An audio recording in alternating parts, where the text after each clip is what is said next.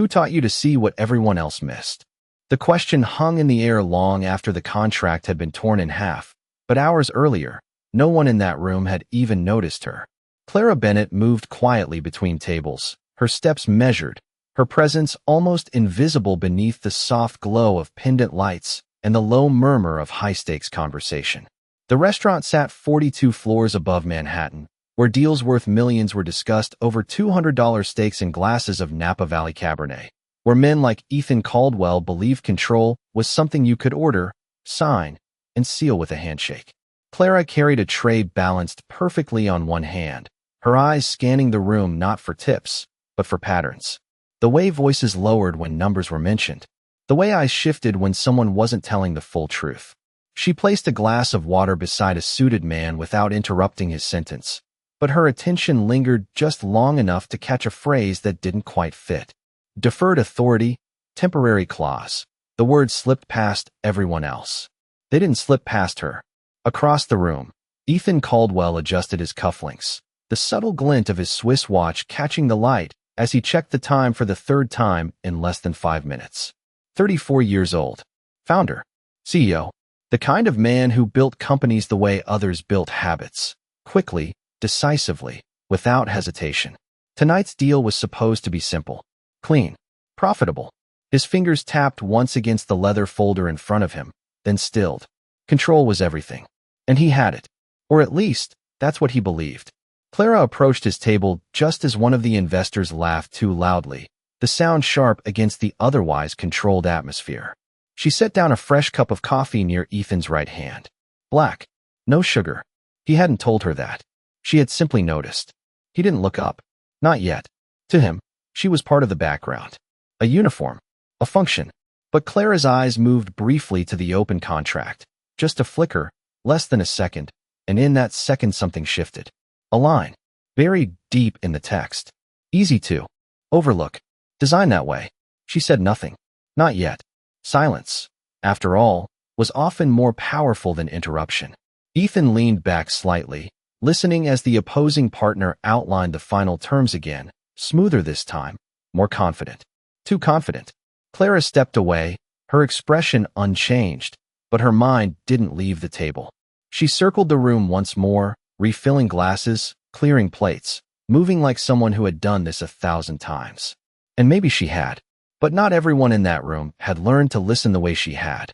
Not everyone knew that sometimes the most dangerous part of a deal wasn't what was said out loud, but what was hidden in plain sight. When Clara returned, the pen was already on the table. Ethan's hand hovered just inches above it.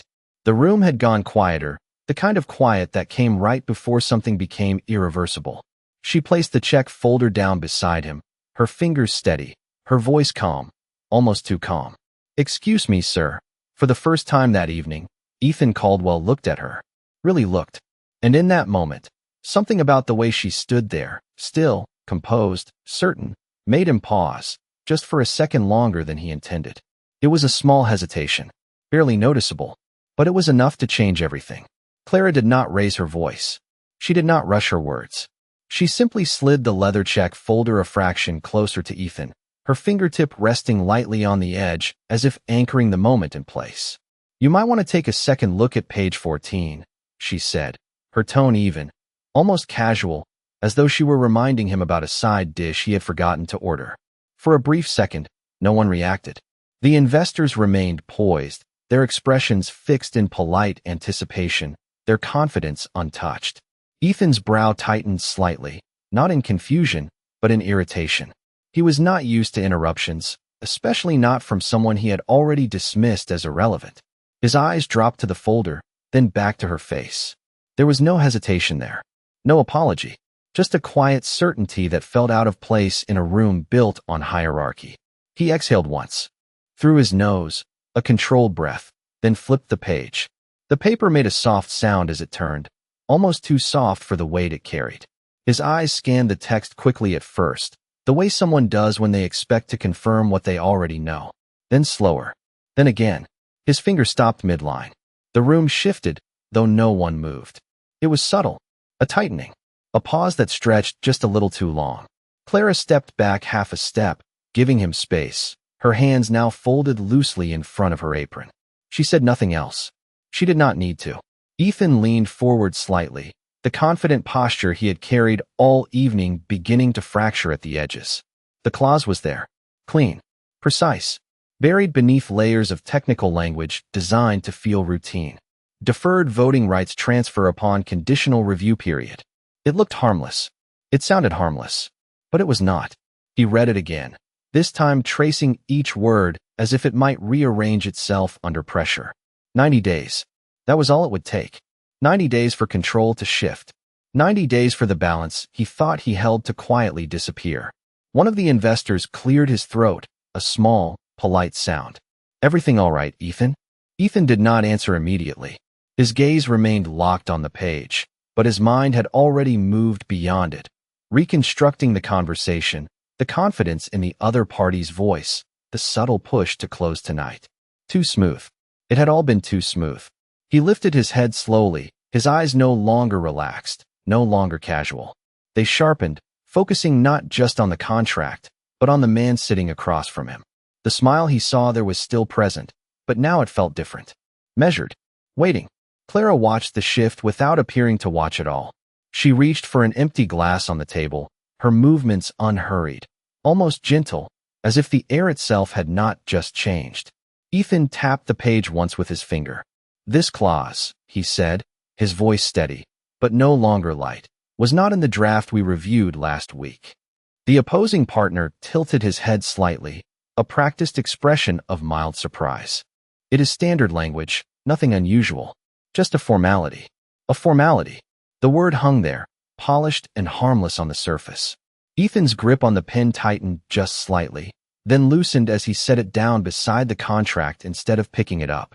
He leaned back, creating distance, buying time. For the first time that night, he was not in control of the pace. And for the first time, he realized exactly how close he had come to losing it. The silence did not break all at once. It shifted, slowly, like something heavy settling into place. Ethan's gaze remained steady, but the ease that once lived there was gone, replaced by calculation, by a quiet reconstruction of everything that had led to this moment. He closed the folder halfway, not fully, just enough to signal that the decision was no longer automatic. Across the table, the opposing partner adjusted his posture, a subtle movement, but one that revealed more than his words ever would. If there is any concern, he said smoothly, we can clarify the language. Clarify. Another harmless word. Ethan let it sit in the air for a second longer than necessary. Then he leaned forward again, this time slower, deliberate, his attention returning to the page with a precision that had built his entire career. He read the clause again, not as a summary, but as a system. Every word, every condition, every possible interpretation. The room waited. No one interrupted. Not even the staff moving quietly in the background. Clara stood a few steps away now, near the edge of the dining area, her presence once again blending into the rhythm of the room.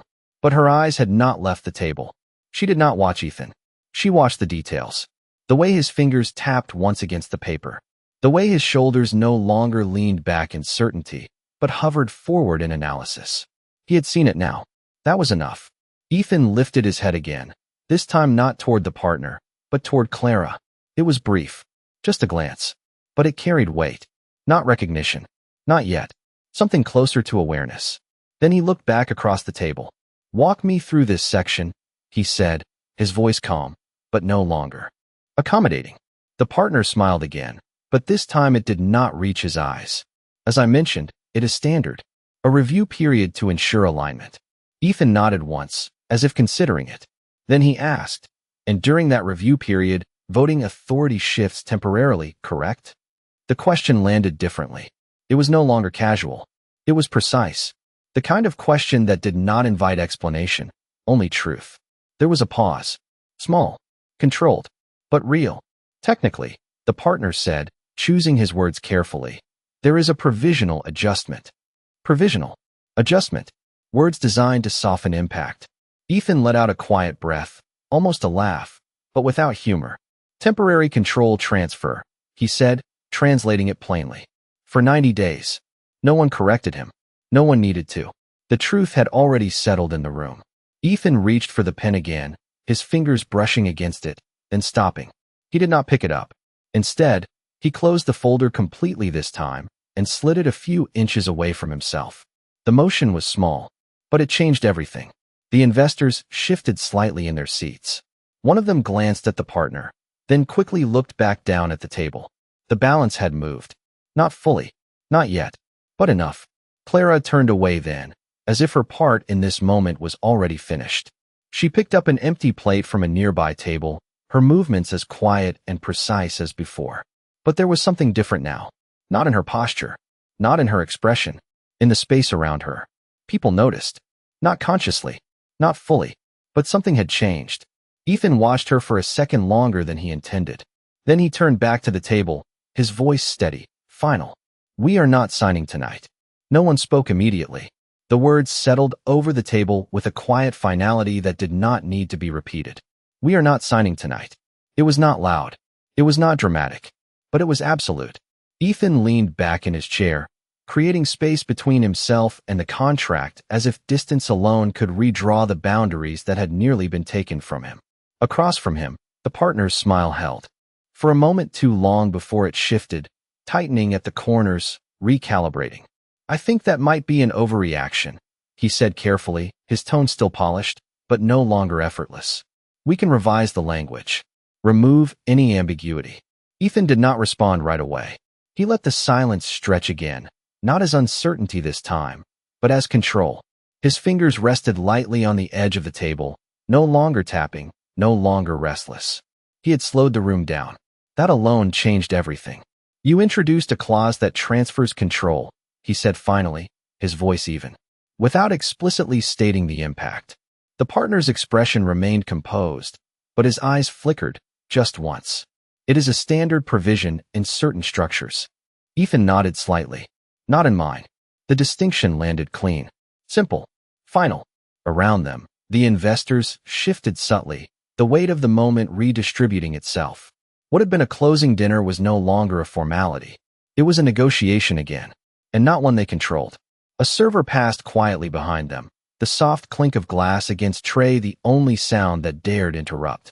Clara moved through the room with the same steady rhythm, collecting plates, refilling water, her presence once again part of the background. But this time, it was a background people noticed. Not directly, not openly, but in the way their eyes followed her just a second longer than before. Ethan reached for the folder again, not to sign, but to close it fully and turn it 90 degrees, aligning it with the edge of the table. A small gesture. Precise. Intentional. "We will have our legal team review a revised version," he said. "Until then, there is nothing to discuss." The partner leaned back slightly, mirroring Ethan's earlier posture, but the confidence did not land the same way. It felt practiced now. Defensive. "Of course," he said, though the word carried less certainty than before. Ethan's gaze shifted, not to the contract, not to the partner, but across the room. Clara was near the service station, setting down a stack of plates, her movements unhurried, her focus undisturbed. For a moment, he simply watched. Not as a customer, not as a distraction, as a question. Then he stood. The motion was smooth, controlled, but it drew attention all the same. Chairs shifted slightly as others followed his lead, the meeting dissolving not with a handshake, but with an understanding. The deal was no longer theirs to close. As the group began to gather their things, Ethan stepped away from the table, his path not toward the exit, but toward the edge of the room where Clara stood. She sensed him before he spoke, not by sound, but by presence, by the way the air changed when someone accustomed to being followed chose to walk alone. She turned, meeting his gaze without hesitation. Up close, there was nothing uncertain about her. No trace of the invisibility she had carried earlier.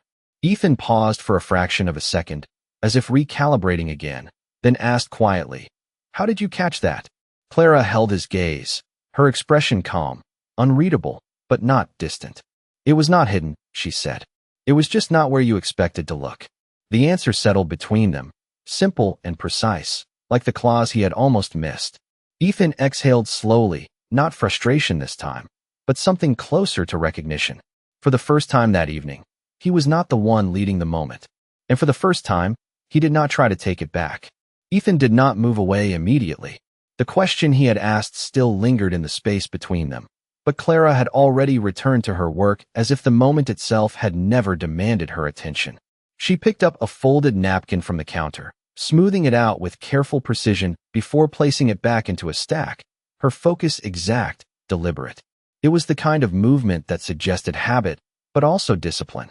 Ethan watched for a second longer, then another, as if waiting for something more.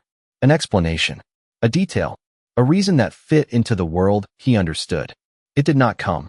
Instead, Clara reached for a glass, held it briefly to the light to check for clarity, then set it aside without comment. Only then did she speak again, her voice quiet, almost reflective. People usually read contracts looking for what they want to confirm, she said, not what they might lose. Ethan's expression did not change, but something behind his eyes shifted. It was not disagreement. It was recognition, the kind that arrives late, but settles deeply. He glanced back toward the table where the contract still lay, now untouched, its presence reduced from authority to evidence. That clause, he said slowly, it was layered. Deliberately. Clara nodded once. It always is. There was no emphasis in her tone, no attempt to impress, just a simple statement, delivered without weight, which somehow made it heavier. Ethan studied her more closely now, not the uniform, not the role, but the details that had gone unnoticed before. The way she stood with balance, not stiffness. The way her eyes moved, not quickly, but precisely, as if nothing entered her awareness without purpose. This was not luck. This was not a guess. You have seen something like that before, he said. It was not a question. Clara did not answer immediately. She picked up another glass, inspected it, then set it down beside the first. Only then did she meet his gaze again. I have seen what happens when people sign things they do not fully understand, she said. Her words were measured, but there was something beneath them. Not emotion. Not exactly. Something quieter. Experience. Ethan let out a slow breath, his shoulders lowering just slightly, as if releasing a tension he had not realized he was carrying. For years, he had built his instincts on speed, on decisiveness, on the ability to move faster than the room. Tonight, that instinct had almost cost him everything, and it had not been another executive who stopped him, not a lawyer, not an advisor, a waitress. The thought did not sit comfortably, but it did not feel wrong either. It felt incomplete, like a conclusion he had not yet earned. What would you have done? He asked, his voice quieter now, less about control, more about understanding. Clara tilted her head slightly, considering the question as if it deserved an honest answer. I would have asked why they needed that clause in the first place, she said. Because if it benefits them quietly, it usually costs you loudly. The sentence lingered, simple, direct, impossible to ignore. Ethan nodded once, absorbing it, not as advice, but as correction. Around them, the restaurant continued its rhythm, conversations rising and falling, plates moving, glasses refilling, the city beyond the windows stretching out in quiet brilliance. But for a moment, that movement felt distant, narrowed, focused entirely on the space between two people who, hours earlier, had not existed in each other's world. Ethan glanced down at his watch, the same precise movement he had repeated all evening, but this time it carried a different meaning. Not impatience, awareness. Time had not been lost. It had been redirected. He looked back at Clara, his expression no longer guarded, but not fully open either. Something in between. Something changing. You saved me from a very expensive mistake, he said. Clara shook her head gently. No, she replied. I just made sure you saw it. The distinction was small, but it mattered. And for the first time that night, Ethan understood exactly how much. Ethan did not leave the restaurant right away. That alone was unusual. His driver was waiting downstairs, his calendar for the next morning already full, his phone lighting up every few seconds with messages that would normally demand immediate attention. But for the first time in years, none of that pulled him away. Instead, he remained where he was, standing just off to the side of the dining floor, watching the rhythm he had previously ignored. Clara moved through it with the same quiet precision, her presence never forcing attention, yet never missing anything that mattered. A table near the window signaled for the check before their server noticed. Clara saw it first. A glass sat empty for too long at another table. She was already on her way before the guest even looked up. It was not speed. It was awareness. Ethan recognized it instantly. It was the same instinct he valued in top executives. Anticipation, pattern recognition, the ability to see what others overlooked before it became a problem. And yet here it was, not in a boardroom, not in a strategy meeting, but on a restaurant floor, carried quietly by someone no one had thought to ask a single real question. He stepped closer again, not interrupting this time, just observing until Clara finished placing a fresh set of utensils at a newly seated table. When she turned, she noticed him immediately. Not surprised, not unsettled, just aware. "You are still here," she said, her tone neutral, as if stating a simple fact. Ethan gave a small nod. "I realized I do not know anything about you," he replied. Clara tilted her head slightly, considering him for a moment. Not dismissive, not inviting either, just measuring. "You know enough," she said. "You know I read contracts carefully." There was a hint of something in her voice this time. Not humor, something quieter. Ethan almost smiled, but it did not fully form. "That is exactly the part one do not understand," he said. "People do not just pick that up from nowhere." Clara glanced briefly toward the window, where the city lights stretched out in a grid of quiet order, then back at him. "No," she said. "They usually do not." She picked up a small notepad from the counter, flipping it closed without writing anything, then set it aside again. It was a simple motion, but it carried a pause with it. A choice. Ethan waited, but did not push. For once, he let the silence remain. Clara noticed that too. It changed the moment. Slightly. "Enough. I used to work somewhere else," she said finally. The sentence was simple, but it carried more weight than its words. Different kind of room. Same kind of conversations. Ethan did not interrupt. He did not ask immediately. He let her continue, the way he would with someone whose perspective he needed, not someone he intended to control. "People assumed things there too," she added. "About who was important. About who was not." She looked at him directly then, her gaze steady, but not challenging. Just clear. They were wrong. The words were not sharp. They did not need to be. Ethan exhaled slowly, absorbing the implication without resistance. He had been one of those people. Not cruel, not intentionally dismissive, but certain. Certain in a way that left no space for what did not fit his expectations. Until tonight. He glanced back toward the table one last time, where the contract remained, untouched, a quiet reminder of how close certainty had come to failure. Then he looked back at Clara. "You walked away from that," he said. It was not disbelief. It was curiosity. Clara's expression softened, just slightly, though not into regret. "Sometimes walking away is the only way to see clearly," she said. "When you are inside it, you start to believe the noise." The sentence lingered, not loud, but steady, like everything she had said that night. Ethan nodded once, slower this time. Not as agreement, as understanding. For years, he had trusted speed, pressure, momentum. Tonight, someone had shown him something else. Not by arguing, not by proving him wrong, by waiting, by seeing, by speaking at the exact moment it mattered. He looked at Clara, really looked this time, not at her role, not at her place in the room, but at the way she carried herself within it.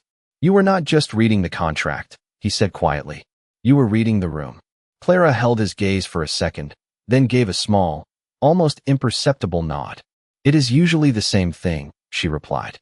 And for the first time that night, Ethan Caldwell had no immediate answer. He did not need one. The conversation did not end when the words did. It lingered in the quiet space between them, in the absence of urgency, in the unfamiliar stillness Ethan had not allowed himself in years. Around them, the restaurant continued its steady rhythm, but it no longer felt like background noise. It felt structured, intentional, every movement serving a purpose, even when unnoticed. Clara turned slightly, reaching for a tray, aligning a set of glasses with careful precision before lifting it with one hand.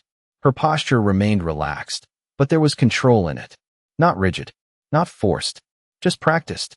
Ethan noticed that too. He noticed everything now. "You see patterns," he said, more to himself than to her. Clara paused just long enough to acknowledge the statement without interrupting her movement. "Everyone sees patterns," she replied.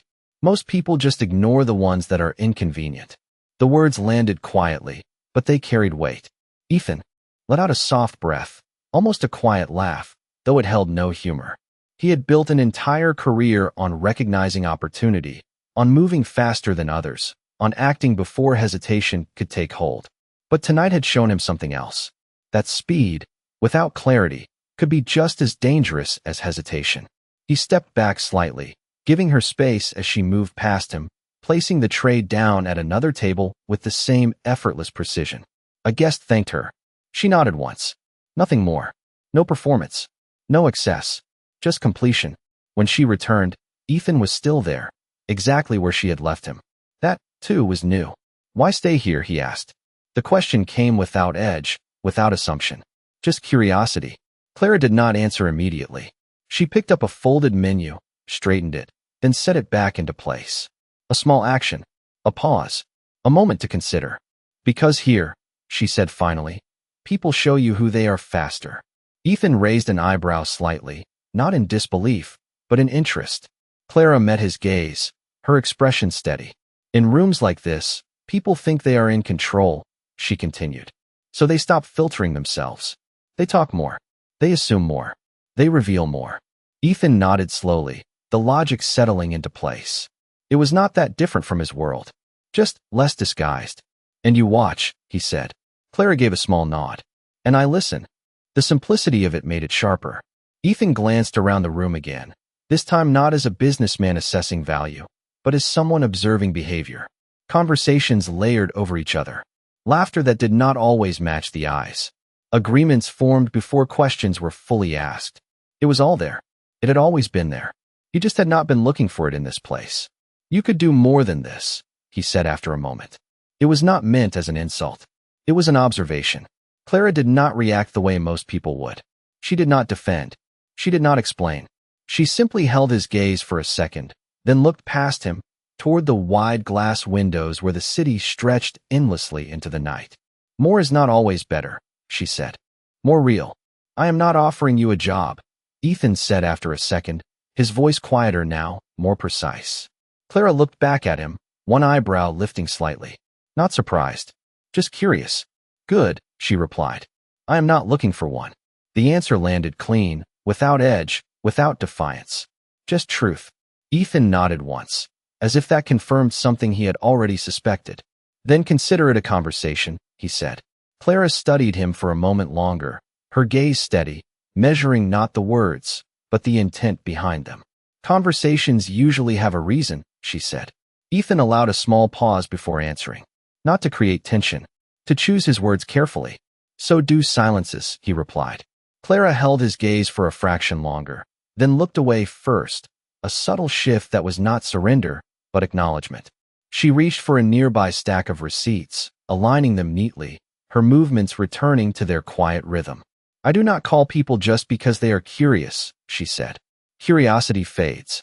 Ethan leaned slightly against the edge of the counter, not imposing, not retreating, just present. This is not curiosity, he said. Clara did not respond immediately.